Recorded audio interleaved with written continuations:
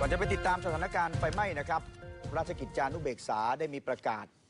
จากเลขาธิการปปงนะครับพลตำรวจเอกชัยยะสิริอัมพันธ์กุล20 มีนาคมวันนี้นะครับเว็บไซต์ราชกิจจานุเบกษาประกาศอาชีพที่เสี่ยงกับการฟอกเงินนี่มีอาชีพที่เสี่ยงด้วยนะครับเป็นการประกาศออกมาเป็นแนวทางในการกำหนดปัจจัยเพื่อพิจารณาความเสี่ยงประกอบไปด้วยเช่นอาชีพค้าอัญมณีค้าของเก่ารับแลกเปลี่ยนเงินตราให้บริการโอนและรับโอนมูลค่าเงิน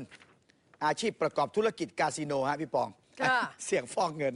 อาชีพธุรกิจสถานบริการอาชีพค้าอาวุธยุทธภัณฑ์ครับอาชีพนายหน้าจัดหางานอาชีพธุรกิจนำเที่ยวและบริษัททัวร์เป็นต้นพลตำรวจเอกชัยยะสิริอัมพันธ์เลขาธิการปปงตอนนี้รอดูประกาศอันเดียวประกาศอายัดทรัพย์เมื่อไหร่จะอายัดทรัพย์ใช่ค่ะเดี๋ยวต้องรอต่อไปนะคะมาดูรายงานล่าสุดค่ะเกิดเหตุเพลิงไหม้ที่การประปาส่วนภูมิภาคสำนักงานใหญ่อาคารที่1ชั้นที่3ซอยแจ้งวัฒนะ1ถนนแจ้งวัฒนะย่านหลัก4เจ้าหน้าที่สถานีดับเพลิงบางเขนอยู่ระหว่างควบคุมเพลิงอาคารที่เกิดเหตุเพลิงไหม้อยู่บนชั้น3เพลิงไหม้เต็มพื้นที่เนื่องจากเป็นพื้นที่เก็บเอกสารจำนวนมากการดับเพลิงก็ยากลำบากเพราะมีต้นไม้ใหญ่บริเวณหน้าอาคารด้านทิศเหนือรถดับเพลิงเข้าไปในพื้นที่ไม่ได้เจ้าหน้าที่ต้องลากสายดับเพลิงเข้าไปเพื่อควบคุมเพลิงเบื้องต้นอพยพประชาชนในอาคารออกมาหมดไม่มีผู้ได้รับบาดเจ็บหรือเสียชีวิตขณะเดียวกันการจราจรติดขัดมากเนี่ยวันนี้ตอนบ่ายพลตำรวจโทอำนวยนิมมโนเพิ่งจะออกมาเตือนนะเรื่องอาคารสูงในระบบอัคคีภัยให้ตรวจสอบใช่ค่ะแล้วก็เกิดเหตุเลยนะฮะทิ้งท้ายวันนี้นะครับใครมีลูกมีหลานที่จบม.3 นะครับต้องฟังทางนี้เลยครับเป็นโอกาสที่ทางวิทยาลัยอาชีวศึกษาภาวนาโพธิคุณเปิดให้นะครับสำหรับนักเรียนที่ยังขาดที่จะไปเรียนสายวิชาชีพวิทยาลัยอาชีวศึกษาภาวนาโพธิคุณที่เกาะสมุยสุราษฎร์ธานีเปิดรับสมัครแล้วนะครับนักเรียนจบชั้นม.3 ศึกษาต่อได้ที่นี่เรียนฟรีไม่มีค่าใช้จ่ายที่พักพร้อมอาหาร3 มื้อแต่เรียนไปด้วยปฏิบัติธรรมไปด้วยหลักสูตรอะไรเรียบร้อยหมดแล้วเรียนจบมีคุณภาพอาชีวศึกษาภาวนาโพธิคุณหมายเลขโทรศัพท์นะครับบอกต่อกันได้เลยโทร02 653 2953โทร02 653 2953มูลนิธิมวลมหาประชาชนเพื่อการปฏิรูปประเทศไทยดำเนินโครงการนี้วิทยาลัยอาชีวศึกษาภาวนาโพธิคุณครับค่ะ25กับ26นี้จะมีผ้าป่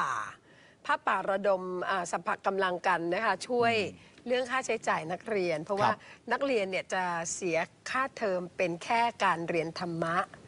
คือจะต้องมีทั้งคุณธรรมแล้วก็คุณภาพแล้วเราจะมีคุณภาพได้ถ้าเราปราศจากยาเสพติดนะคะถ้าได้เห็นเฉลิมเกียรติศรีวรขานกับสมัยกรวิสัยสุขแปลว่าจับยาได้นี่ปิดท้ายกันในเรื่องคดีนี้ค่ะต้องปรบมือให้กับทางพลตำรวจเอกเฉลิมเกียรติศรีวรขานกับพลตำรวจโทสมหมายกรวิสัยสุขหรือว่าหมายเจ้าของชัยยะสยบไพรี60/1/2ค่ะผมจะยึดมันจนมันหมดตัว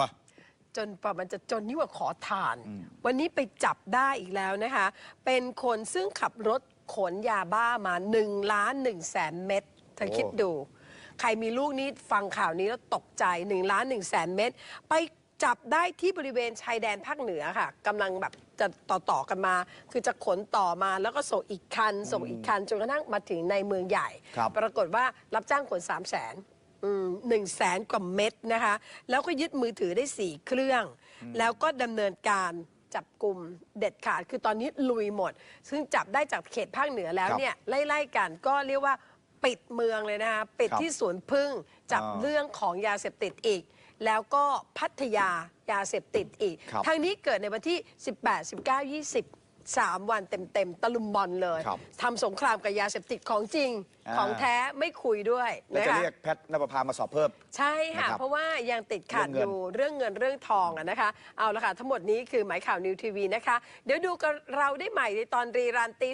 3:30แล้วก็เดี๋ยว3 ทุ่มข่าวต้นชั่วโมง4 ทุ่มพบรายละเอียดเพิ่มเติมได้จากข่าวดึกของคุณประจักษ์มวงศาวันนี้คุณสันติสุขมะโรงศรีและดิฉันอัญชลีลาไปก่อนสวัสดีค่ะ